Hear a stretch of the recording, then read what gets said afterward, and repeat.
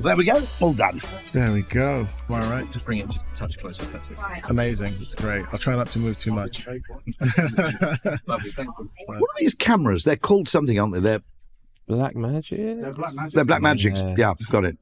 You can sync them all up very easily for like live mixing. Hey, I basically just turn up and I let the goats do the work. I come in and everything is high Yeah, end. it's like black magic. I don't care. Yeah. What black magic? You're looking at it, don't you? I was going to say one, by the way, interesting angle here, which is quite interesting, is that if you think about it in a weird way, and I've got a friend, Don Marty, who we probably should get on. He would argue that what influencer marketing is and what actually customer relations will become is it's all a way of escaping the Meta Google bottleneck, which is it's basically a massive duopoly stranglehold over advertising. Yeah.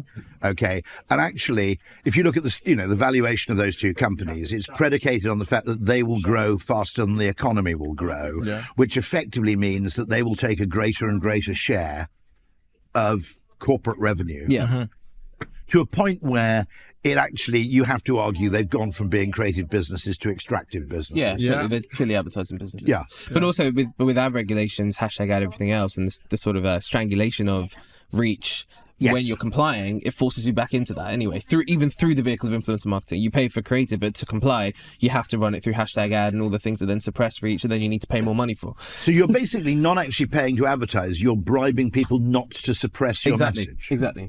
So, I mean, a lot of Amazon advertising apparently is called advertising, but it's, if you pay us money, we won't put the Amazon Basics product above yours. Oh, it's mafia. I mean, like one thing we've learned, which we'll get into, but we've got all our consumer brands, and you realise, hold on a minute, you guys you're not making money on the products here. You're making money on extracting every little drop of cash that these businesses have to support the products, or will drop you. That's the game. Oh yeah, quite clever. I've heard that before, maybe in the 40s, New York, I don't know. It's very similar to the Georgist argument against land ownership, why you should tax land value. Yeah. Because the argument is, once you have someone doing something economically valuable where they're dependent on their location for the performance of their work, a shop, right? Then increasingly the gains go to the landowner, not to the actual person doing the work. Yeah. And so Henry George was this 19th century American economist who was, the only way you can describe him was he was a total free market libertarian in relation to labour and capital, but a socialist in relation to land. Or you might argue, if you take it further, goods that are in scarce supply that are actually the creation of God rather than the creation of man. So he basically said, if man creates something, that's his to keep. Yeah. But if you have something like oil or land, which is actually a natural endowment, that should be taxed for the benefit of the community, because it's the community who give it value. Yeah. Okay. So I have a weird point of view, by the way, which is I'm pro car and anti public transport in one respect, which is that public transport concentrates people in narrow areas where there's a station or a terminus. And so the money the state spends on the public transport ends up benefiting the person who owns the land near a place of high footfall. Totally. Yeah. Okay. Hence all the high-rises outside every Zone 2 station. Exactly. Totally. Exactly. And so what Singapore does is the government builds an extra extension to a tube line. The government then builds a massive great high-rise on top of the station, and it pays for the tube line. Okay? This is the most interesting thing in terms of solving a problem where nobody's interested. I wrote in The Spectator that you can solve High Speed 2 by A, making it free, and B, helping solve the housing crisis. Here's what you do, okay? You build 2 stations between London and Birmingham, and you build 1 station, let's say, between Birmingham and Manchester. Not every train stops there, I'm not suggesting, okay, but you have a little track that goes off to one side, okay? Yeah. When you build those stations, you buy 20,000 acres, let's say, of agricultural land around each of those 3 stations, okay? Make sure they're somewhere near a road or motorway or something of that kind, okay? Now, that agricultural land, £3,000, £4,000 an acre, okay? Suddenly, once the station opens, you've got, and you award yourself planning permission, you've got land which is 20 minutes from Euston Station, i.e. that's St Albans, right? Yeah. Okay, it doesn't matter where it is, it's like St Albans. Yeah. Okay, where land is probably worth 1 million and a half an acre. Okay, you take the land value gain. Between those three projects, you've helped solve the housing crisis with a ton of houses. You've made 120 billion quid, and you've just paid for the fucking railway. Now, what is weird about that is I wrote about that, and I expected one of two things, and I was equally happy with both. Someone to write to me and say, you're wrong because. Nobody. Somebody to write to me and go, that's really interesting, maybe we should do that because it'll save the taxpayer 120 billion pounds. Nobody. And so there's something weird about our attitude to land and this sort of weird idea that if the government were to open such a station, all they do is make a random farmer into a billionaire at the taxpayer's expense. And yet for some weird reason. So this point that actually you have, I would argue that you have land, which is basically extractive. It's a scarce commodity, okay? You have oil, for example, which is again, and you also have, I would argue, businesses that own huge network effects. I would argue that Meta and probably Google should be, under Georgist principles, they should be fairly heavily taxed. Because the advertising revenue that they garner is really not a product of any effort of theirs. It's the ownership of both mental real estate and, to some extent, network real estate.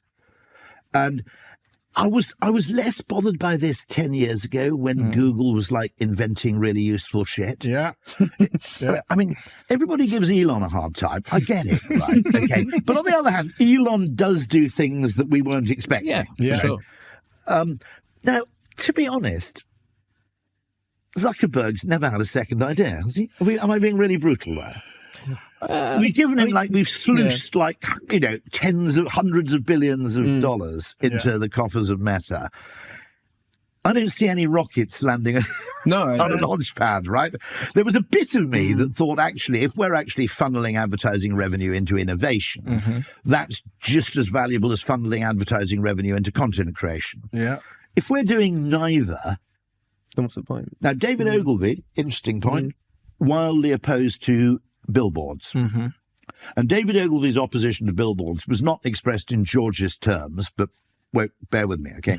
He argued that if you advertise in a newspaper or you advertise on television, there's an implicit contract with the consumer, which is, okay, you put up with the advertising, but in return, the content creator creates content. Nice little benign circle. If you own a billboard, the public arguably suffer through the ugliness. There are exceptions to that. Ad shells, bus shelters paid for by advertising, providing a public service. You could argue that digital billboards that tell you, that the Northern Line's buggered, and what the weather is going to be. Public service You billboards. could argue that that's a public service billboard and therefore acceptable. So I'm prepared to take that. Okay. But Ogilvy's argument, you could argue, by the way, that London Transport poster advertising is acceptable because it actually funds lower fares in some way. Okay, but a billboard that merely stands there by the side of a busy road, he argues, basically uglifies the environment for the consumer. It enriches only the landowner. At the expense of the public, and therefore he thought it wasn't really acceptable to define that as advertising. Also, there's consent when you go in the tube, right? You pay your ticket, and even though it's paid for, you understand there's an advertising ecosystem. I mean, you could argue they've got a little bit of a monopoly, unless you're a really heavy Uber Lux user. One could always walk. But you are choosing to go. Correct. There is a contrary argument, by the way, about censorship of tube ads, which is that sort of unlike an ad on TV or in a magazine. You have no choice but to consume the content. So when you're in it, you're forced into it, and there's a monopolization around that network of transport. But obviously, the logical conclusion of walking through, I don't know, Hollywood, is that you could have endless billboards as you do in certain parts of the world. There's no end point unless somebody says, no, that's ugly, that needs to stop. And ultimately it's forced upon everybody all the time without any level of consent. So I didn't know David Ogilvy, who's obviously profited a lot from billboards. He wrongly claimed they didn't work. They do work. But he was in charge of the agency, he more or less, he argued against them. I don't think he refused to use them, but he was deeply hostile. I agree. I agree with that. But going back to the whole conversation around land, so I think I put a couple of TikToks out about the fact that, and Apple's my favorite company. People know that. It's the reason why I got into this industry. But I was very disappointed by the innovation and the newness coming from Apple, the original thinking. Oh, you might get a new bezel. So I was really disappointed by that. And then I realized that Apple is no longer in the innovation business. They're a landlord. Right. And the fact that actually a lot of the revenue is driven by the real estate that they've been able to build out with the App Store, the products that they have, and the fact that everybody needs, a large majority of the population need them to be able to build their businesses, right? And therefore they're just extracting off the back of that. But before we can get into this rabbit hole, because I know that we've got straight into the convo. I was disappointed they canned the car. Yeah. Because they had a brand which could have launched. Yeah, I think it had so. The power. So one of the things that brands have is the power to get the consumer to give them the benefit of the doubt. Yeah. And so one of the unmeasured bits of brand value is the extent to which people will adopt innovation under your aegis. And I think we need little bubble cars going around cities, okay? I think I should actually leave my car on the outskirts of London and scuttle around in a little microlino. And I thought Apple had the power to get that to critical mass. Yeah. I'm a huge car devotee, but I'm the first to acknowledge that inside cities, they're too goddamn big. Oh, yeah. And the batteries are too big for the kind of purposes of urban driving. Yeah. It's a great little business in Fulham where you basically rent a golf cart. Is it Yogo, I think it's called? Yeah. Yeah.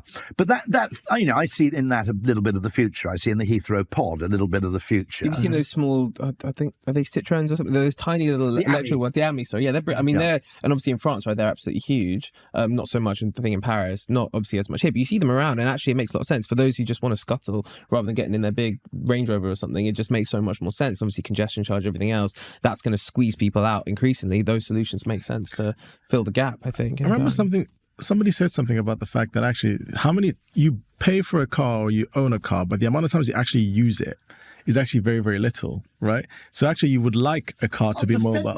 For rural dwellers like me, it's nice to know it's there. Okay, 3 o'clock in the morning, you've got to take your daughter to the hospital. I was going to say, three kids in that car, far too much. No.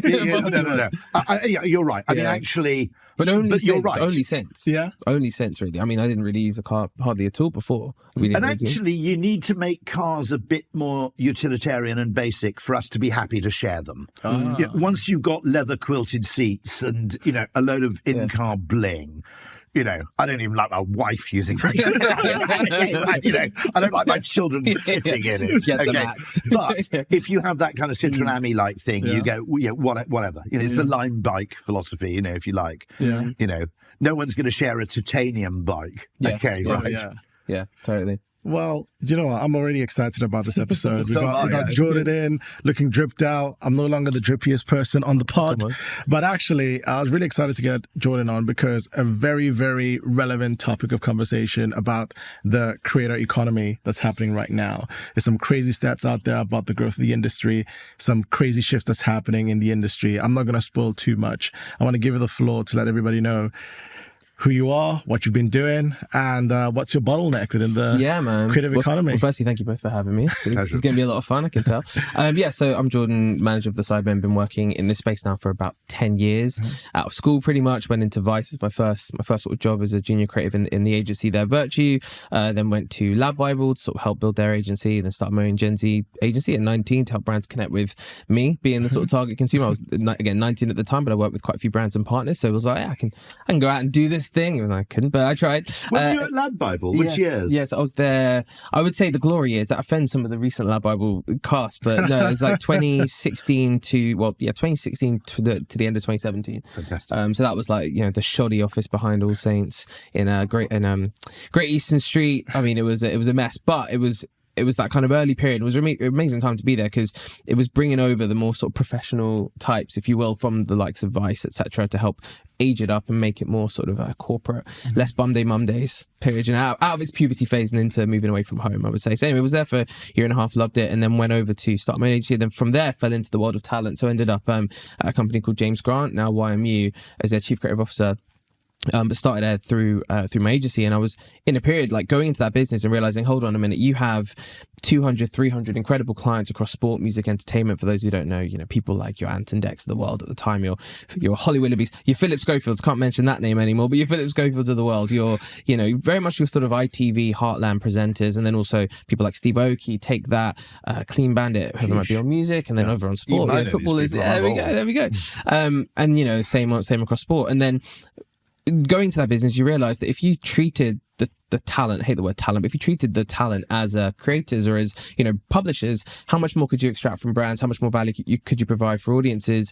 Creating original formats and content series, plugging brands in through branded content, as we did at Lab Bible, as we did at Vice, rather than just doing your basic endorsements and the stuff that doesn't really work, but also limits the creative potential, right? And actually, you've got 2 million, 3 million, 4 million followers per of some of these big heavy hitters, but you're not using it in any way. You're just posting pictures of yourself or a Good Morning Britain or whatever it might be. So that was the mindset. Came in, and then my role was to help future-proof it and make it more relevant. So first thing I did actually look about it was a good move, but I brought Amelia de Moldenberg over from, she wasn't managed at the time. I think she was on 100,000 subscribers. I met her during my time at Lab Bible. Do you know Chicken Shop Date? Yeah, of course. Yeah. There we go. It's mainstream. I love that, actually. That's fantastic. I mean, she's been plugging away for 11 years. We tried to buy it, actually. Should get you on there. Oh, you'd be a great guest. I always want to do the one with the hot sauces as well. I think I'd be actually quite badass on that. Just like firming up the Chicken Shop Date, I loved it. Loved it, Obviously, as I always say, no surprise, she's had the best years of her career since I left, for sure. But she's done unbelievably well. That was the first thing I did. People like, Zach and Jay, Woody and Kleiny, Munya Chihuahua, Jack Harries, basically helping to future-proof that roster, but also provide creative and strategy for the bigger clients to help them just look ahead rather than stay in the sort of old school TV model. So people like Ant and Deck and so on. Anyway, so did that, and then ended up meeting a guy called Sam and Aaron. Aaron had worked with me at YMU in the business management side of the business.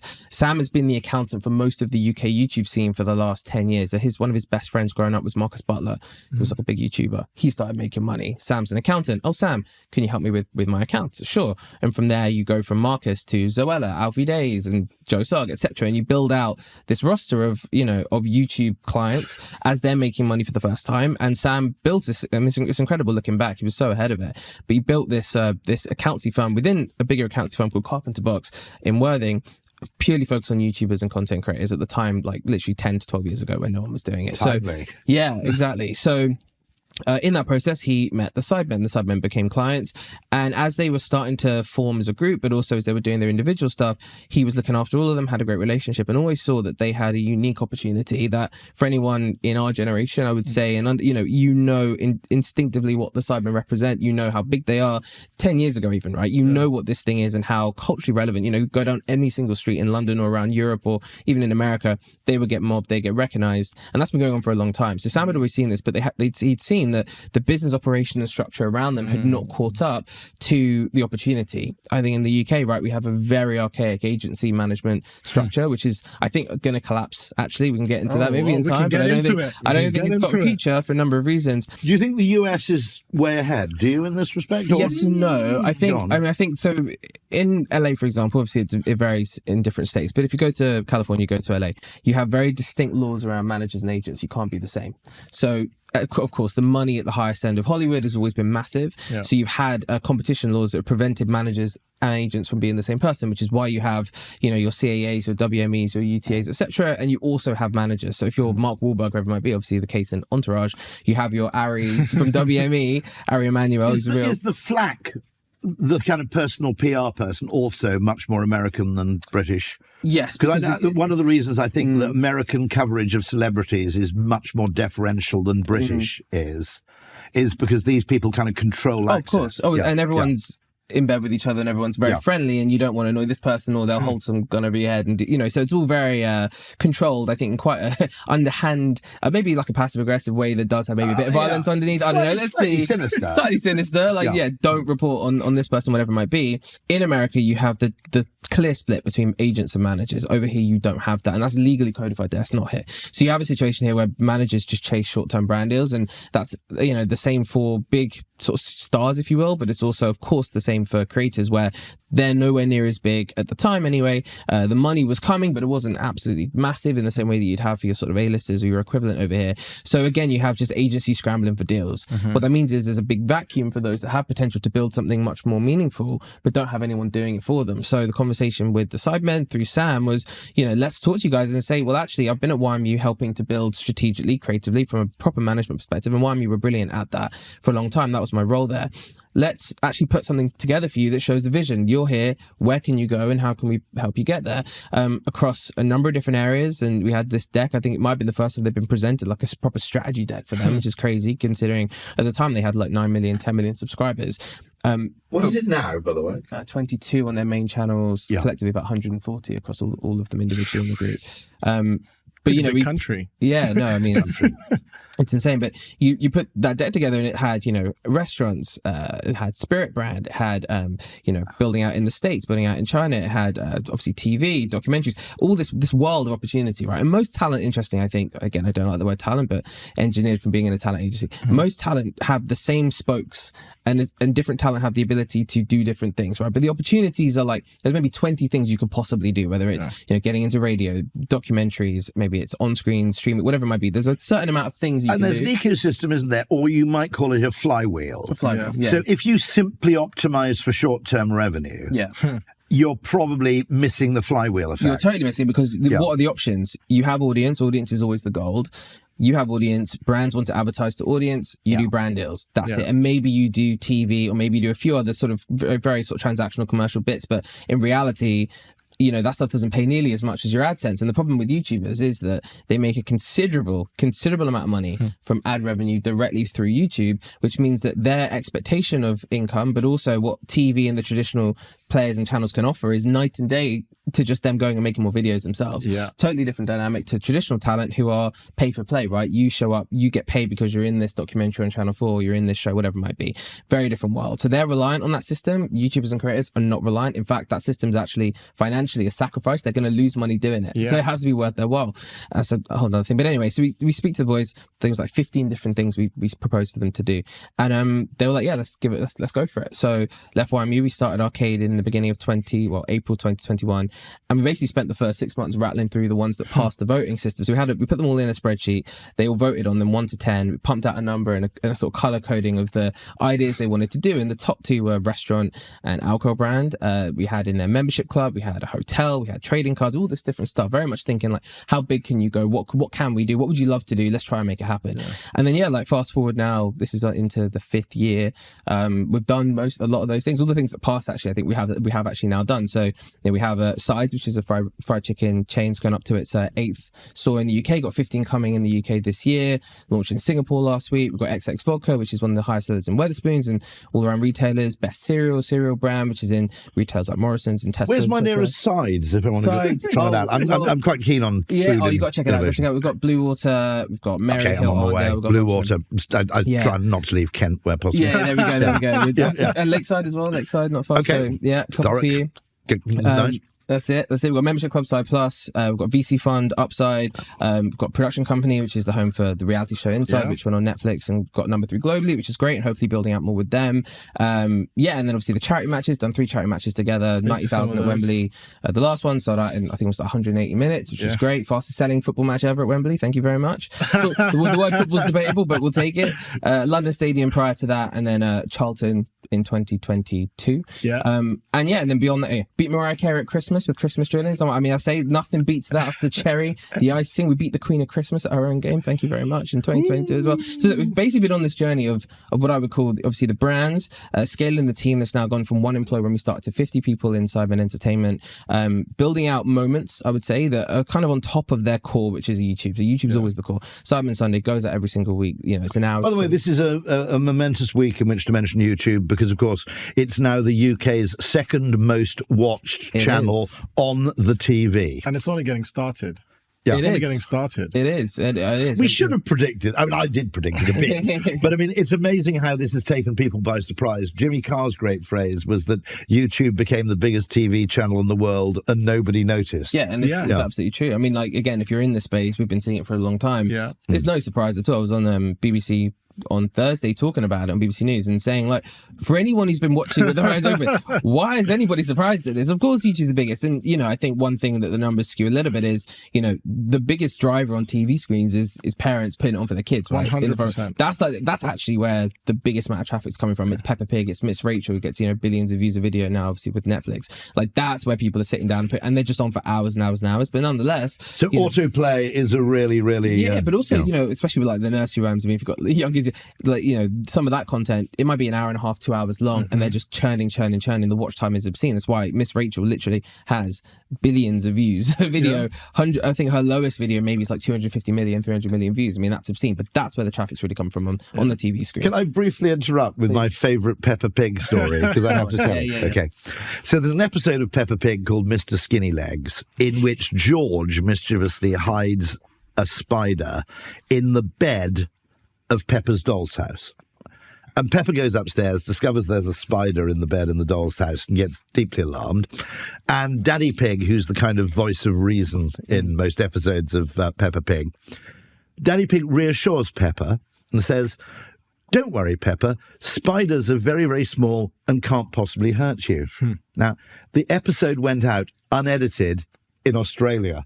Oh, no. So there were literally a million Australian, like, preschool kids being told, Daddy? Spiders, Is it nothing true? to worry about. Sorry, no. and I suppose that's more of a problem when you have YouTube content, because, of course, sometimes you need to edit it for a specific climate or audience. That's so British. And that's amazing. Sorry, Australians, I shouldn't find that funny, but I kind of do, in a very evil way. Brilliant. But like if you think about, like, YouTube's been like the thing that sets so many of the emerging brands apart. Like, for example, with a brand like Gymshark, a key factor when selecting creators to work with was, are they on YouTube? Because it's how much is that audience invested in them and how much time are they spending? You see that with streamers now as well, right? Totally. The longer you can get people to spend time with you, the longer the dwell time, the longer the watch time, the longer the commitment, the greater the advocacy usually. I think if they want to, they can seize another land grab by creating, as well as YouTube Music and YouTube Kids, they can actually create YouTube Audio. By which I mean is, if you're in the car, where it's generally not safe to watch a screen, they could actually cherry pick content which is perfectly consumable, well, like this, I guess. I hope. Totally, okay, totally. Without video. Yeah. And so they could actually make a grab for the ear as well as the eye if they want to. Well, you have YouTube Premium, right? So YouTube, the best investment of all time. Yeah, by the way. It feels expensive at the start, and then you use it, you're like, I'm never going back. No, what happens is when you don't use it. Oh, yeah, you're like, no, I'm sorry. I think we should take 3% of the UK's education budget and buy the entire population YouTube Premium. Thank you very much. Oh, yeah. Australia would not agree with you, Rory. Sutherland, Australia would not agree with you. They've just banned it for under 16s. YouTube, there's Yes. YouTube Kids. I know, but between 13 and 16, you can have an account. But still, they banned it. How will my kids learn That's what I'm how saying. to descale a washing machine? Okay, exactly. If it's bad, these Australians are Let me tell mad. you. They're I worried know, about they've been bitten vaping by as well, aren't spiders. they? They're completely whacked. I know. But, We're gonna get but cancelled they've in said... Australia. What you've got to remember about Australia, by the way, is it's a mixture of a totally free and easy culture and one that's surprisingly oppressive. And one Australian explains this to me. He said, what you've got to remember is that some of us are descended from the convicts, but some of us are descended from the guards. That's very good. Okay, right. And I think because you hear from a lot of Australians, the resentment, specifically to Australian politics, there's this extreme sort of, as you say, thread that carries through in Australian politics often. And you see a lot of people, maybe the prison descendants, who push back quite heavily against it, and they're not happy about it at all. It seems like Australian politics is never happy, never content. Not that it is in most places, but definitely not there. But they've banned, I mean, they said that, they want to protect the kids from the wolves, and they used quite extreme language to describe YouTube. And I'm like, have you been on YouTube in the last 5 years? It's actually incredibly safe. There's hardly any really out there dangerous content. YouTube cleaned that act up in 2017. Also, as with TikTok, when my kids told me, I'm old, right? When my kids told me they use TikTok as a search engine, I was like, what? Okay, because I just assumed you let the algorithm go, and I like TikTok. I mean, now it depends on who you are, whether TikTok's malign or whether it's just entertaining. Depends on the algorithm and who you are. But there was a weird threshold which was crossed, a kind of tipping point, where YouTube became so unbelievably abundant with content that you could actually search for something with the confident expectation. If I want to see an animation of the Battle of Thermopylae, now I don't know. By the way, I don't know if that exists. I haven't actually searched for it. Okay, I'm pretty confident that there's someone somewhere in the world who's produced some sort of animated description of a battle that happened in the 5th century BC or whatever. Okay, and also. It's glorious because a whole load of people discover forms of entertainment which television had neglected. This isn't my most embarrassing confession, okay?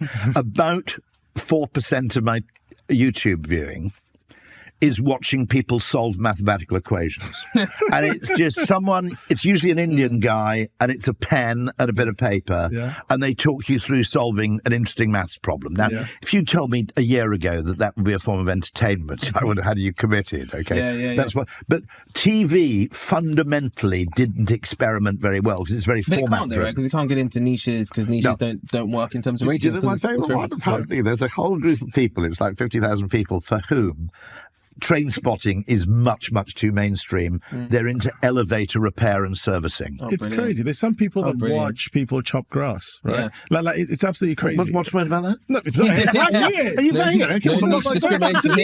Hey, if you're into whatever you're into. Drain unblocking. Come on, we all enjoy that, right? Unsatisfying is the category, apparently. And it's funny. I remember when YouTube was something that people searched for. So how-to videos was always at the top, right? So I remember haul videos, try-on videos. It was always like a search for something. And then I remember there was a member in my team, I think it's now like 7 years ago, and he was like, I actually don't go to YouTube to search. I go to YouTube to discover. Yes. And I was like, that's interesting. I never thought of YouTube in that almost like framework. And now TikTok did the reverse, if you will. They started with the discovery, and they realized that actually it's more of a confirmation tool. So people would go on Google, look for a restaurant, a hotel, a location, get the list of what's the best locations that have been rated by people on TripAdvisor or whatever, and then go on TikTok to confirm from the people that have actually been there. Yeah, because TikTok feels so authentic and real, and ultimately rewards authenticity more than any other platforms. And obviously YouTube, the problem and the challenge is,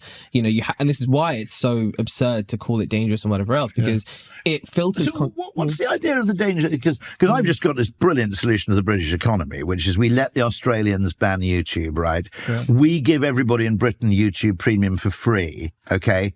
And then in 10 years' time, whenever an Australian needs a drain unblocked, they'll have to call a Brit. Or state VPN.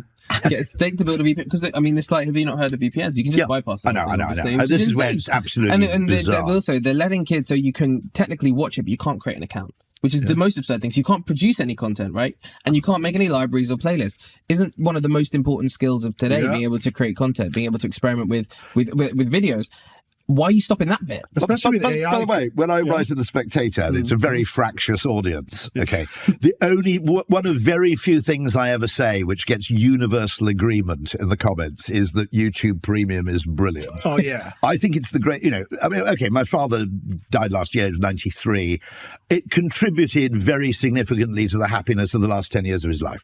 Totally. Okay, it's not demographically narrow. It's genuinely, and actually, The Economist did a survey which said basically it's also quite low on toxicity. Yeah, unless you seek it out. Yeah, completely. Okay. But also, they had their apocalypse in 2017, and that was when they were having ads shown against videos that weren't being put through any filter system, and ultimately their ad system wasn't mature enough to manage the types of content that were going on the platform, but also the advertisers that were starting to spend. And they had a massive crisis. Obviously, advertisers pulled millions and millions out, and they had to totally change the system. But since then, especially in the last few years, what risky, dangerous, toxic content are you really going to find on YouTube? Not at all, because it's so well censored because of the advertising that relies on brand safety, right? Which is an absolute top priority for them. And also two things, of course. If you appear, you're not anonymous. I agree with Scott Galloway's comment that a lot of the toxicity of social media is just created by anonymity. Yeah.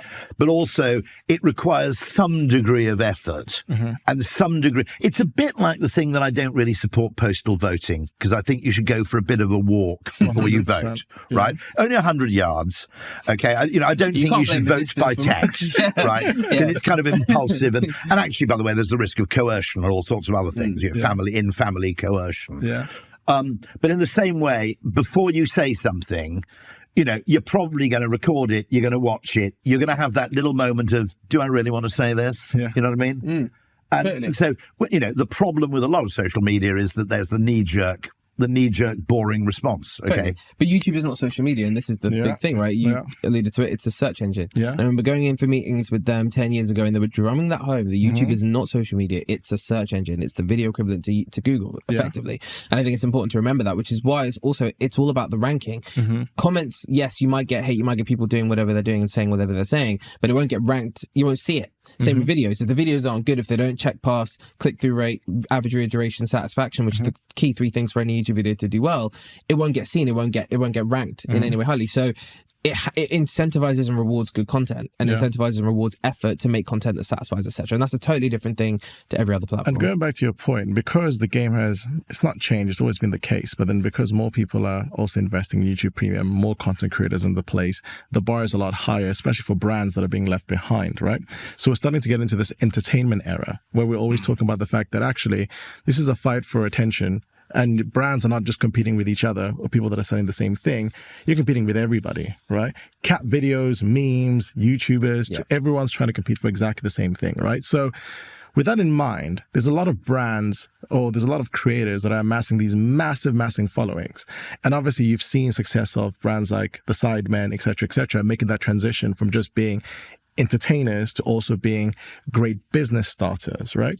Why is it that so many creators that have a massive amount of audience, like they have millions of followers, they still can't make that transition? What are they getting wrong? So this is my big sort of controversial point. I'm very passionate about this concept, right? That most creators are cooked. The economy that's coming into the world of content and social media does not actually support high value for individual creators. And what you're seeing right now is a lot of creators get squeezed in terms of value. Why? There's so much saturation. Like with any economy, when you have too much supply, what happens? The price goes down, and that's what's happening. The value, except there's usually a winner takes all effect, isn't there? So there will be a small number of people. Correct, and you've got, but the cream is decreasing, but the what I would call the working class creator set is drastically increasing, and even those that maybe were doing okay before, when they were relatively close to the top, they didn't quite get up to that scale, which creates that intrinsic value of just supersized audience. For example, the Mr. Beast of the world, the Sidemen. But you could probably count the number of creators who have that super scale globally on maybe 2 hands.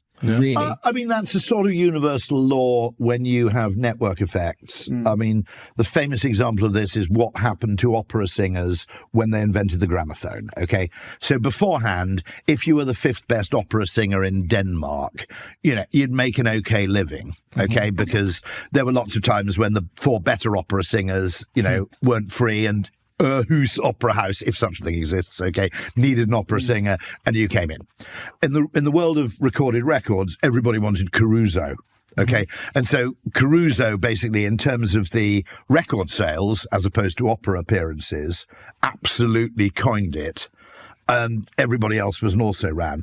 And I mean, one of the things is there's probably room for a winner in quite a lot of categories, because the great thing about YouTube is there are a lot of, there's going to be a winner in the drain unblocking category, Correct, but specificity is now more important than ever. So to go to that point, the Broadchurch entertainment banner, if you will, has been so squeezed, but also because, and YouTube's obviously one element, but YouTube is very difficult because to make content that can build enough value requires a lot of volume. A lot of creators, I think, also got stuck with the Mr. Beastification, if you will, style of content, which required bigger, budgets. more scale. And the economics don't match up to YouTube, which is that, the RPMs, what you're making per video, generally are okay, but it's not life-changing money unless you're able to do enough volume.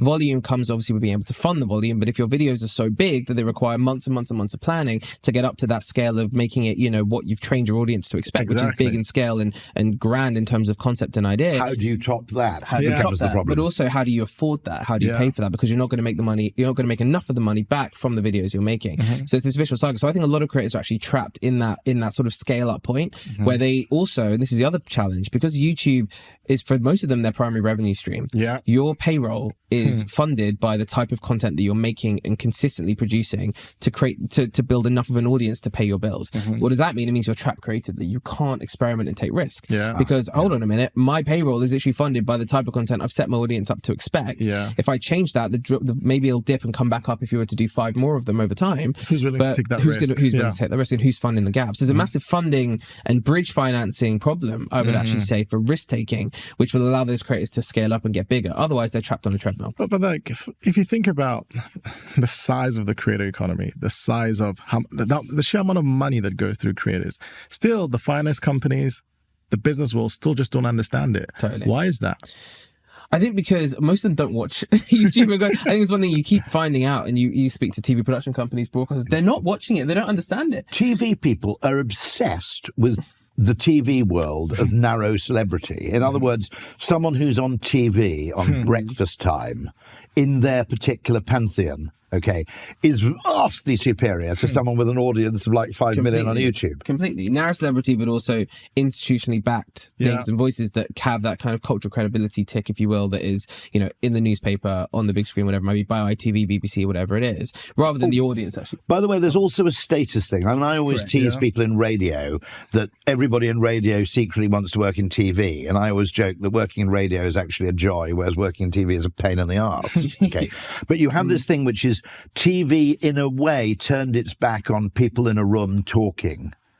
Not, I think, because the audience didn't like watching it, but in a weird way because people wanted to make drama, or they wanted to make, and I think there's a weird, there is a weird thing that what gives you status within TV world probably isn't very well aligned with necessarily what people want to watch. Totally, but also to the point of, traditional TV and linear specifically is obviously on the massive decrease. How can they in any way compete with the Netflixes, the Amazons, those that have literally infinite money to invest into content? By the way, really critical thing which nobody talks about, but I'm a behavioural science choice architecture nerd. 2 things have fundamentally happened with the household TV. Let's forget about actually laptops, mobiles, tablets, okay? The household TV. One of which is when you turned on a TV 10 years ago, it defaulted to linear broadcast, terrestrial or TV, okay? Your Skybox would turn on, okay? Now, Netflix and YouTube probably pay quite a lot of money to have a unique button on the remote control. But that's not even that necessary, because now when you turn on a TV, the Samsung Hub appears and it says, do you want to watch YouTube? Do you want to watch Netflix? Do you want to watch iPlayer? Or maybe you want to watch TV. A second thing happened, of course, which is that in a lot of rooms of the house, okay, if you want to watch linear broadcast TV, you've got to connect it to something. Whereas OTA, you've only got to connect to your Wi-Fi, which, assuming you've got, you don't live in Chatsworth, okay, basically covers the whole house. So there are going to be a load of people who are just going to install a TV in the kid's bedroom and going to go, do I want to pay Sky for a whole separate multi-room package? And this is what Sky is doing with Sky Glass, okay? It's a desperate attempt not to be depositioned, okay, or intermediated by effectively the Samsung, what would you call it? The Samsung choice architecture, the hub. No. Totally agree. And to your point, how much of TV just relied on the default option? And again, this is the thing. We're in a world now where the TVs and the platform and the actual tech itself is engineering choice. Everything is driven by choice today. And that's the bit that they can't compete with and catch up with, because they've been used to just being the default. If Sky One had been allowed to be channel 101 on Sky, which they weren't, 101, 102, 103, 104, 105 are reserved. Okay. I mean, I always thought they could have been clever and just put it one up at the very bottom of the thing, and then made it visible on the EPG. Okay. But we'll park that one. You didn't think of that, Sky, did you? Okay. But I think it'd be, it'd be one of the major channels. If they've been allowed to basically make it channel 101. I think the biggest thing that still keeps businesses like Sky around is sport, right? And the live streaming of sport. And I've heard some news about like the Premier League trying to have their own streaming system, right? What is that going to do for broadcasting? So one of the early ideas I had when this was like 2015 time, I was like, well, if you look at Meta and like Instagram, a lot of the conversations around teams happen on the club's account, right? Like people follow their favorite club. Why didn't they make a big purchase to try to get streaming on the pages in which you follow anyway? That would literally make that transition from almost like traditional TV to digital happen. But Netflix have got it. They made the big move with WWE, and that's been massive. Not only did they do the streaming of WWE live streaming, they also did the storytelling around it. And now I can't get away from it. And I love the WWE. So I grew up on that. It's never been higher. And now if you're looking at the storytelling that's happening, and going back to the whole play around being the landlord, I can see Netflix making that move. It's looking at YouTube, seeing what are the best shows that are happening over there. We saw that with the side show. We saw with Pop the Balloon that's happening as well, right? They're starting to see, okay, who are better entertainers than us, if you will, who are more connected than us, and how can we level them up to like our space now? And I think that's what's going to be happening in the next couple of years. So it's about necessity. To your point, who can connect more than us? Like they, I think, realize that Netflix are brilliant partners for us, but you can see that from a top level, they're realizing they aren't as dialed in to culture as they were when there was far more of a monopoly around culture. Smart. Of course. Yeah. So who is owning and winning audience? Go to the audience and go to where the audience are turning to, and they're turning to streamers, they're turning to formats on YouTube and social, and they're turning to people like the Sidemen, and that's where the audience are. So therefore, we need them on the platform because they are clearly connecting in a way that traditional production just simply hasn't been able to do. And if you think about it this way, because first you'd have to go on to these like bidding wars to win these shows from other production houses, and what would happen is they would create Netflix own shows, and what would happen with Netflix's profits, what I saw the trend is like they're either really high and then they go down, but that's when they're producing stuff. Whereas if you can fill that gap with like shows from like highly connected creators, you can just keep going on the up and up, which is phenomenal. But also the notion of content efficiency is now one of the biggest phrases that you can see in all the reports and everything else that Netflix put out. I'm not saying it was directly linked to Inside, I don't think it was, but it was a light bulb moment for a lot of people that, hold on a minute, we can get a show here that costs 10x than this big, huge, splashy production over here, but drives 10x more reach and engagement around the world. Why are we not just doing that each and every day? We probably should give a bit of a high five to Channel 5 here. I love Channel 5. I'm obsessed with Channel 5. If you think about it as a terrestrial... They know their place. Okay. They know what they are. They do what they do very, very well. Yeah. We, every now and then we all have a thing that will cause us to go there. Yeah. Totally. And I have to say, given the fact that, in a sense, in terms of choice architecture, it was the most unpromising slot on the dial, they've actually played a blinder with it. They've done unbelievably well, and that's because they know their place, and also, fundamentally, they know their audience. And I think the problem with TV is it's been traditional linear broadcasting's been diluted around who the audience are and who the next audience are coming up. The reality is there isn't one. So go to the audience that are there and are going to ultimately die with the technology in 50 years' time. That's okay. That's enough of a slow burn, but satisfy the audience who are actually there. Yeah. Stop trying to appeal to people who aren't watching the form of TV that you're producing. Yeah. By the way, I mean, interestingly, that point about knowing your audience, we did a survey, a bit of work we did professionally with a major broadcaster. And one of the things we found is that, by the way, this is also true of people who work in marketing, okay? In terms of their personality type, they're not very well aligned with their audience. I mean, in marketing, one factor in marketing is everybody in marketing, myself included, is massively high on what's called openness in terms of the big 5 personality values. Okay, what is it? Conscientiousness, openness, agreeableness, neuroticism, and extroversion. Okay. And everybody in marketing is massively high on openness and they then work in a culture that's massively high on openness, which is keen to display effectively. I mean, in a sense, humanity is always this battle between do I fit in, do I stand out? Okay. Right. There's that deep down in our humanity. And broadly speaking, if you want to survive, you fit in. If you're dating, you want to stand out. Okay. And people in TV are massively high on this openness thing. They, in other words, they don't want to buy a mainstream car. And it's true of marketers as well. And it leads to this extraordinary misalignment with what they think people want. Yeah. Oh, I always used to say that the marketing world is filled with a lot of people that don't want to lose instead of want to win, right? So it's almost like we'll wait for the winners and then we'll copy, right? That's typically what tends to happen because everyone's scared to fail. Everyone's scared to lose.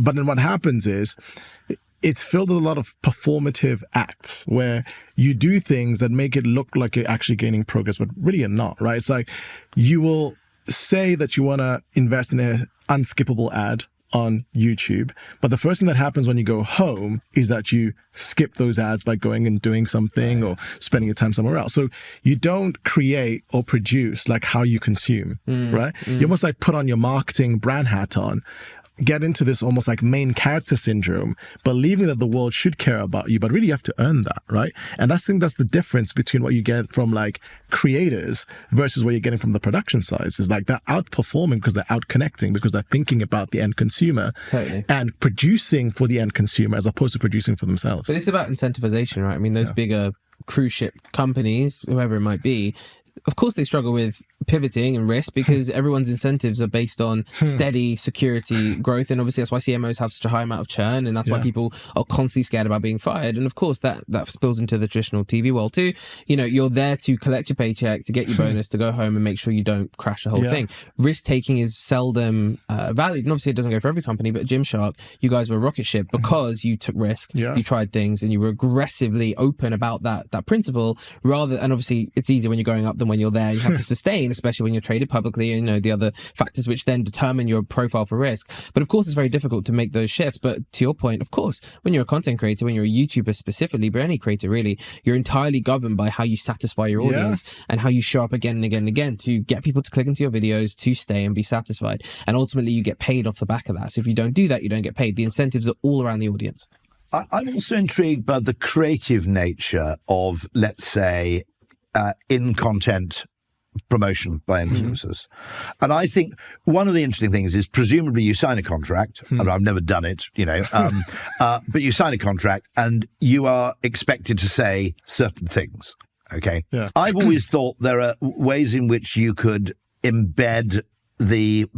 I mean, famously, when TV advertising started in the US, go back to that, it would they say, and now a word from our sponsor, okay, right, and you know, and radio programs were brought to you by, and we're still in that period. Okay, they still do that in the US. It's almost like the 1940s in the United States, in terms of the way in which you're watching some review of something, and then suddenly the guy starts talking about VPNs. Goes to the NBA, and you'll just hear that all the time. This is brought to you by Gatorade. Totally, but I would say though that I think there are better. I think there are better ways of doing it. I mean, one of the things I would say is I would give permission to the person to include a few negatives. Okay, because one of the things we know about persuasion is if you say 4.7 out of 5 versus 5 out of 5. Yeah, you've got it exactly. Yeah. If you actually say, look, to be honest, it is a bit expensive, and the one downside is there isn't much boot space, but in every other respect, you know. I'm looking at electric cars at the moment, and weirdly, one of the most powerful selling messages is a negative I don't care about. Okay, now. I'm Welsh. I'm about 5'8". My wife's tiny. My kids, they're 25, but they're actually miniature. And one of the best selling points is, there's not much rear headroom.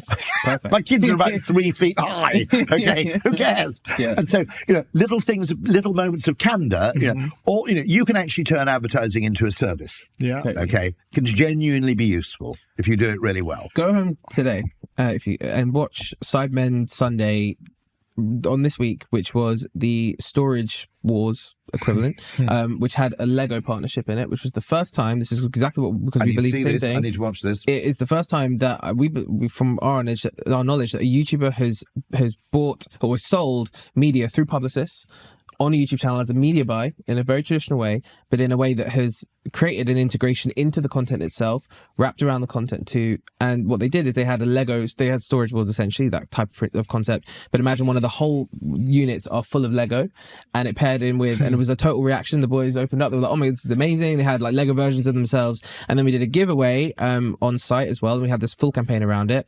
But it was, I mean, for the giveaway, for example, this is how authentic it is when it's in the content and then layered in with some other CTA. 116,000 competition entries.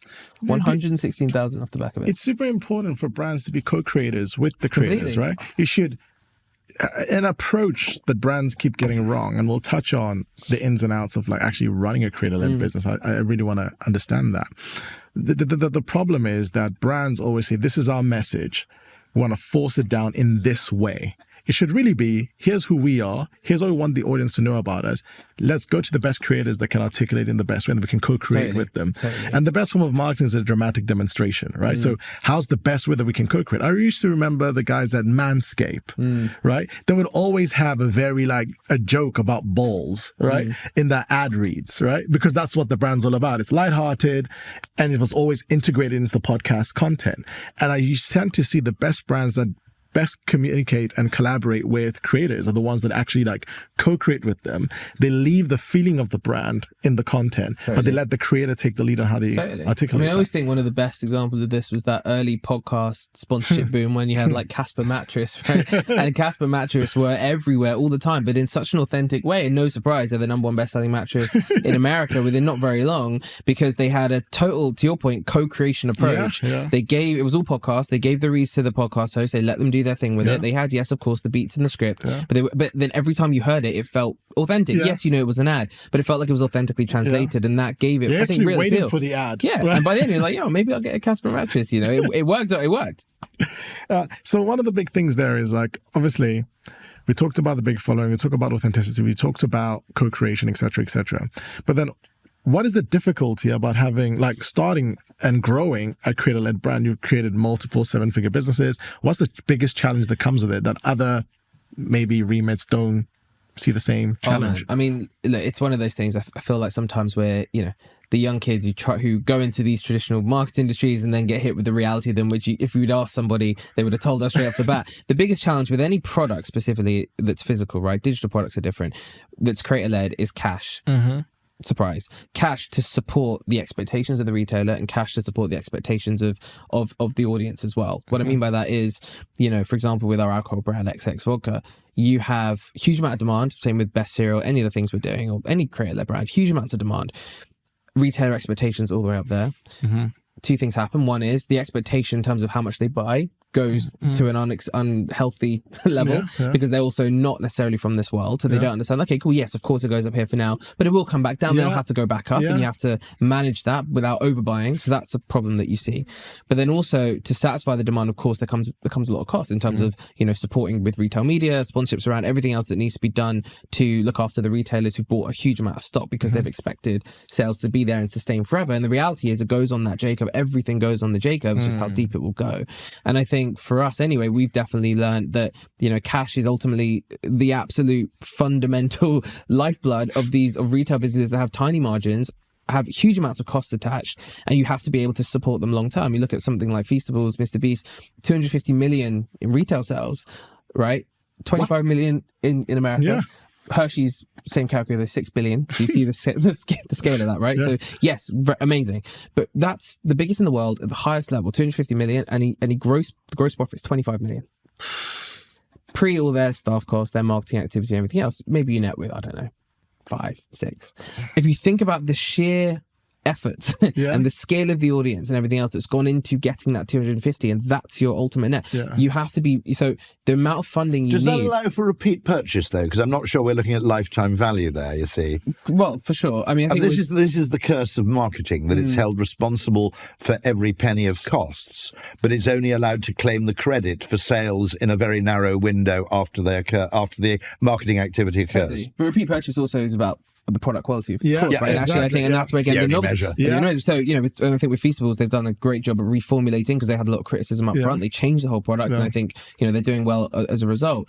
But it's just the learning, of course, that yes, when you have a huge audience, expectations go through the roof. Retailer expectations, audience expectations, the ability to actually just get the product distributed, but that comes with a huge amount of cost. Let alone when you're in a business like alcohol, when you have huge amounts of tax. I think we're paying £8 a bottle just to get it out of a bonded warehouse. I mean, that is obscene. Like the amount of money for every order that comes from anyone big, you're paying hundreds of thousands, if not millions, just to get out of the warehouse and over to them overnight, immediately, right? So it's those things, the float you need to be able to run these things. And of course, that's why you go to see a Diageo and they go, well, when we launch a new brand, obviously, they're spending 15 million standard as a budget for a test new brand that they're trying to get out into the market. And you see why. But also the reality of the margins of a cereal brand or anything else is they're so low on the product, because obviously they're £2 boxes.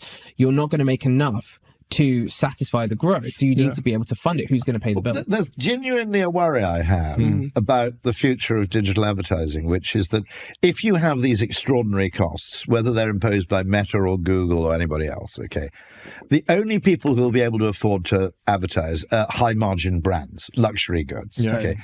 At some level, this will create a massive distortion in the economy, okay, where effectively people are waking. There was always a vague, in the old-fashioned media world, advertising world, okay, you would always see more advertising for luxury goods than was commensurate with where you spent your money, unless you were, Mr. Bling-tastic, right? But I notice now that I never see any online ads for Unilever or P&G products, okay? And my problem with that is that, okay, there are advertisers who are more interested in me than P&G is because my expenditure on shampoo is, not disproportionately high or anything like that. But the fact that I don't see anything online for, first of all, the world's biggest advertisers, but secondly, something I do spend sort of 40 quid a month on, okay, in an advertising ecosystem, if it's to work, roughly speaking, we should see advertising that's vaguely commensurate with where the contents of our wallets end up. Yeah. And I'm seeing this extraordinary distortion where weird categories, anything with a subscription, so high lifetime value, in other words, automatic repeat purchase, okay, anything super high margin, anything with high attribution gets advertised to buggery. Completely. Okay. Whereas things that I quite routinely use and buy, but where there's low attribution, low margin, etc., I never see. Now that's ultimately 100%. At the level of the individual brand, it's rational. At the level of the ecosystem, it's grotesque distortion. Yeah, but it's because you can get a profitable model with the advertising very quickly, and you can say, well, actually, if we put £5 in, we get £15-20 back, depending on the margin of the product. You can't do that with a £2 box of cereal that has all the costs attached and everything else. So of course they're just not going to be there. I mean, if you had perfect data, funnily enough, you might be able to calculate the lifetime value of a new Frosties customer. Okay.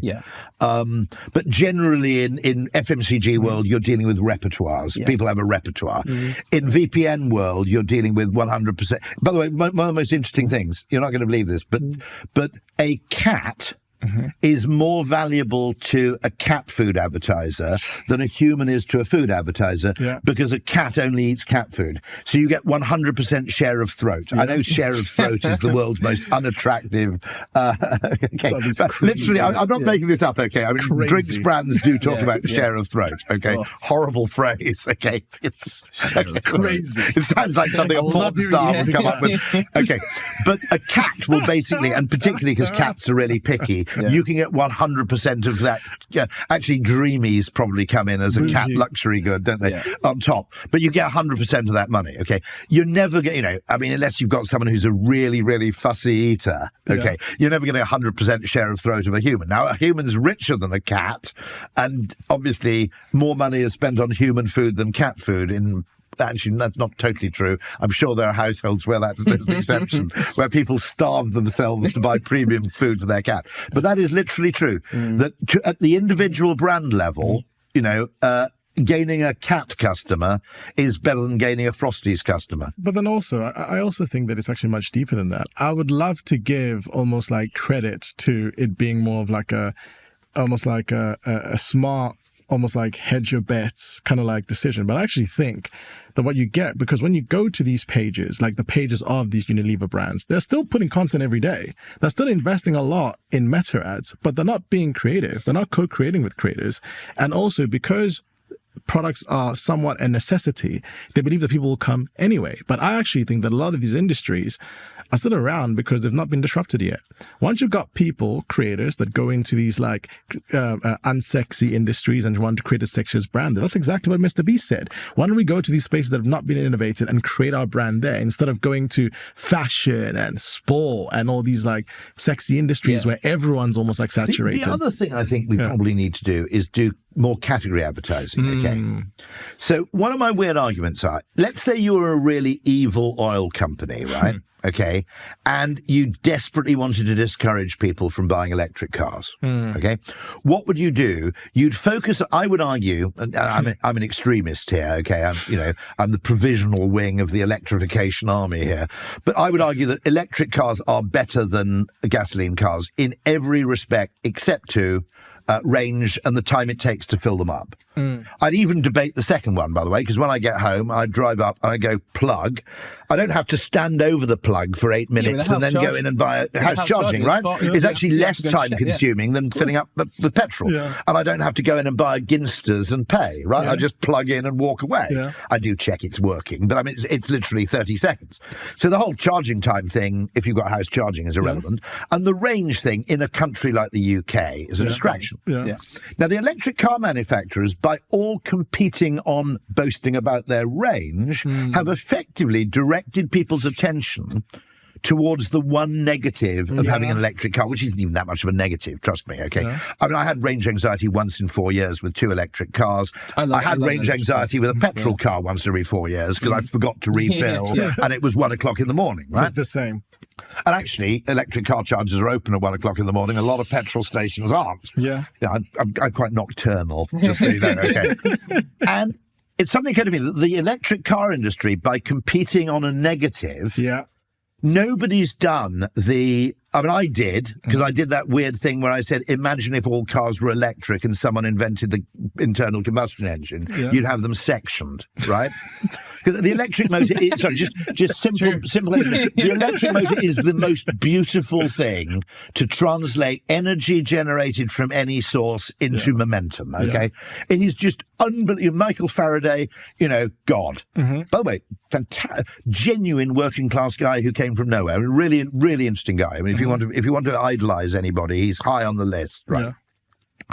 And nobody's doing the category job. Yeah. Now, I've always wanted to do for Gen Z a category job because I've noticed I use soap, a bar of fucking soap, right? Yeah. It's not washing properly if you put some spunky shit on your hand and rub it over your body. You need anybody else agree with you? Because all young people, right? I suddenly realize, and what they think is they think soap's disgusting because you share it with other people. Okay. In fact, there's a magical chemical property of soap bars, which means that actually, basically, they're totally sort of germicidal. Yeah. And also, you've only got to rinse them for half a second. It comes off every time. You see. Now, nobody knows this, so they go, ooh, soap, it's really disgusting. Okay.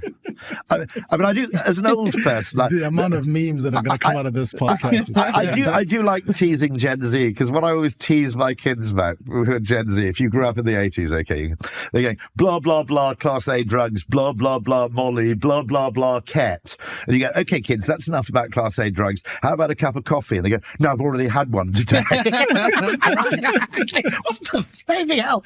They're so wussy with conventional drugs, right? It's like, I had 2 cigarettes yesterday. I was out of my head and I smoked a second cigarette. These kids should have been around in the 80s. Anyway, sorry, that's my rant. But I suddenly realized there are a whole lot of category problems. I'd love, if you took my idea where you take 5% of the government's education budget and you give everybody YouTube Premium, the condition is that everybody's got to watch 10 minutes of the same 10 minutes of educational content every month to qualify for their YouTube Premium. And you could bring back government public information films like Don't Litter. I miss all that stuff. Close farm gates so the animals don't escape, right? But also things like 50% of the population have no clue about what in their home uses a lot of electricity and what doesn't use any. Yeah.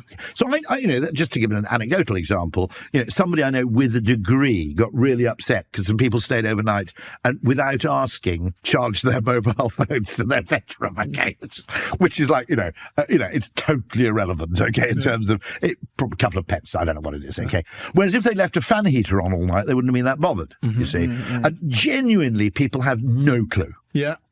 And actually, if you want to buy an electric car, sorry, guys, but you've literally got to sit down for 10 to 20 minutes and educate yourself on what a kilowatt hour is and what all this stuff means. Part of the reason I bought an electric car is because my brother's a bloody physicist, and so he knows all the Maxwell's equations shit or whatever it is, okay? And he knows, no, if it's a 50 kilowatt charger, that will give you about 50 miles in 20 minutes. If it's a 100 kilowatt charger, it'll give you 100 miles in 20 minutes. Okay, now I get it. Right, I'm happy now, okay? And so, we can, I don't mean anything that's politically sensitive. I just mean information about goddamn maths and physics, right? Genuine educational stuff. If I can spend, an hour a month, which I do, watching people solve maths equations, I think the public should be able to have YouTube Premium in exchange for just watching things which are incontestable scientific facts which massively contribute to your understanding of the world. Well, there's this conversation. Oh, go on. No, I was going to say, no, continue. I was going to say there is this conversation going on from the BBC, right, around YouTube. Can they have more prominence? Should public service broadcasters have more prominence on a platform which is obviously, a tech business, not editorial? They don't push things generally because they fall into some grey areas around curation and around what they can and can't do if they start saying, well, we push this thing and we don't push that thing, which is a legal grey area. But there is this argument about PSBs, CBBS, BBC, the kids content in the BBC has always, I think, been one of the best things about it, actually, in terms of some of that stuff. And actually, and again, to your point, great idea, and I think YouTube would love it, but it would also give PSBs a chance to have some of that real estate around, okay, what is being shown to kids across the country in an educational capacity as part of their YouTube Premium subscription for 5% of GDP. Every time I give a talk on stage, I devote 4 minutes to the paceometer. Okay, you've seen it, haven't you? No. Oh, okay. So it's a speedometer, standard speedometer. We've all got one, if you've got a car. Okay. And then alongside it, it shows at that speed, how many minutes does it take to go 10 miles? And what you realise when you see this, by the way, I went on a speed awareness course. I'm not proud, right? And I turned up thinking this is going to be a load of bollocks. And it was brilliant. My wife did the same. She was like, I learned so much. That was so much. Yeah, you do, And we'd all been driving for a few years, and you suddenly came away and went, I never thought of it like that before. I'll give you a great story. Okay, speed awareness course. 2 cars, one going 70, one going 100 miles an hour. Okay, they're side by side. They both come around the corner. Okay, and they see an obstacle. Like a tree across the road. They both brake simultaneously. They're identical cars. The car that was travelling at 70 screeches to a halt 6 inches from the tree. What speed is the car that was going 100 miles an hour going at when it hits the tree? And everybody says 30 miles an hour, because they think, well, it's going 30 miles an hour faster, therefore it's going to be going 30 miles an hour faster when it hits the tree. But A, there's reaction time, during which the 100 mile an hour car has travelled much further, and braking distance is exponential. The car that hits the tree at 70 miles an hour. So a car going at 70 brakes to a halt at point A. The car going at 100 is still going at 70 when it hits that point. Now, everybody should know that. The paceometer shows you that if you accelerate from 20 to 30 every 10 miles, if you accelerate from 10 miles an hour to 20 miles an hour, you're saving 30 minutes on a 10-mile journey, okay? If you accelerate from sort of 70 to 80, you're saving like 1 minute 10. Okay. The faster you go, everything becomes worse. Energy consumption, danger, risk, serious injury risk goes up exponentially. Time saving is actually flattening off. Now, once people know that, that's what right. She was like, the difference when you think you're going, I don't know, 50 or 40, whatever it might be, the difference in terms of time to get to your destination is fractional. It's fractional versus 20 to 30, whatever it might be. That is exponential. And I just want everybody to know that. Because it's true. Okay, it's not political. Rory Sutherland speed awareness course on YouTube Premium for kids across the country. But no, I mean, physics is not political. It's pure physics. I mean, Nassim Taleb said of the paceometer, he said it's fascinating because it's mathematically trivial, but it's counterintuitive. Totally. And actually, it was interesting because there were a load of people on the Spectator thing going, that can't be in my comments. Saying, are you sure that's right? That the relationship between speed and time saving is non-linear. That can't be right. And then a load of mathematicians just piled in and whooped their ass. But it's true. Going faster doesn't mean you get to where you get to quicker, really. Worse and worse. That's why high speed 2 was a load of bollocks, because you needed to make it a bit fast. But by making it go at 240 miles an hour, it meant it had to go in a straight line. It couldn't stop. Okay. It had to go straight through the Chilterns rather than going along the M. Ove Arup wanted it to be a bit slower and follow the route of the M40. Lovely. They're the smartest tools in the box, actually. It's either Ove or Arup. I think they've split them. Anyway, some of those guys who are like, pipe hit and engineer good guys, right? Yeah. Okay. They basically said, look, you don't need to make it go that fast because it's then got to go in a bloody straight line and then it's got to go through tunnels, which means your fucking Wi-Fi doesn't work because you're in a tunnel. And also, if you use high-speed one, when you're in a tunnel, it's fucking noisy. Oh, yeah, it's terrible. That's the worst bit of the... Once you come out of London, you come out of that tunnel section on high-speed one, it's like, peace, Finally. Yeah. But like, so, and going back to the original conversation, because Jordan, we talked about Sidemen, we talked about creative businesses, we talked about, it's one of my favorite conversations today. But then just two final questions. The first one being, what is it about the early days of Sidemen, especially the business end, that other creator groups or creators should aim to copy? And number two, what is it that you would do differently if you had to start from day zero all over again? Yeah, it's a really good question. I mean, look, so we came in, I said 8-9 years in or whatever. No, 7 years in to their journeys. They've been doing it a long time.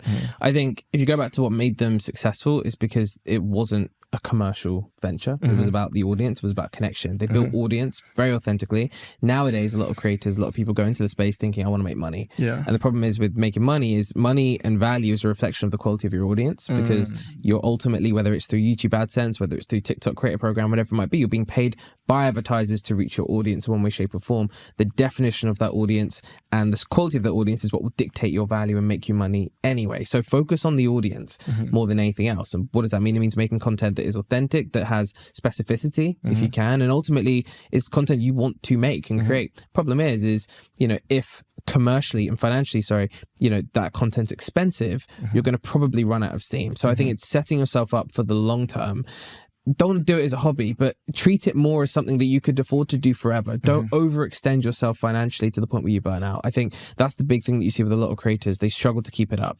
So if I was looking at somebody starting again today, the advice would be go for the long haul. Keep it financially sustainable and do it in a way that is totally authentic to what you want to do. Don't try and copy others to try and make money, because it will probably be a false economy anyway. One little tip, by the way, which is one of the sort of sidelines of becoming mildly famous, is I can occasionally plug businesses that I really like for no reward. Even small businesses, businesses where obviously they haven't paid me to say this. And actually, one way to be authentic is don't just sell things you're paid to sell. Totally. Okay. So, give people useful tips, useful life skills. Be valuable. Yeah. 100%. Yeah. And then people trust you. I always joke. People get used to it too. But it's kind of true, that they're three roles for media, which I used to call, court jester, courtesan, or courtier, court jester, or courtesan. Courtier is be useful, court jester is be entertaining, be funny, and courtesan is be sexy. Fundamentally, an awful lot of content. And then the courtier thing is genuinely, as you said, just be useful. Yeah. Okay, just be genuinely useful. And then when you come along and say, and by the way, another way of, another useful thing is, getting a Japanese toilet, which I've been totally unpaid by Toto, by the way, in Germany. The air fryer industry. That was an extraordinary case, I think, where genuinely a whole category benefited from, effectively, it was TikTok, wasn't it? Yeah, totally. I mean, talking about not actually as healthy as we think, unless you get a glass one or something. Oh, no. You mean, sorry. You're just being misled by Big Oven. The Big Oven is the evil part of the economy that's desperate for us to... I love an air fryer. Yeah, I just was told that last night. But this is amazing. That's Big Oven misinformation campaign. Who is Big Oven? Who is Big Oven? It's a sinister group of people like Neth in the shadows who are there to discredit the air fryer, the beauty of the air fryer. Yeah. But Jordan, thank you so much for coming down. Thank you, bro. This has been, by the way, incredibly useful. Incredibly interesting. Yeah. So where can everybody find you? What you got going on right now? I mean, I would list out my last name, spell it out, but it's very long. It's just like Jordan. Okay, SCHWARZENBERGER. Oh yeah. If you're a receptionist, Schwarzenberger. Type in Jordan S, it'll probably come up. But yeah, I have my newsletter, I think, like a creator, obviously on LinkedIn and everywhere else. So yeah, thank you guys for having me. Been a lot of fun. Enjoy. Thank you, bro. Thank you. Thank you. Thank you very much. It's a wrap.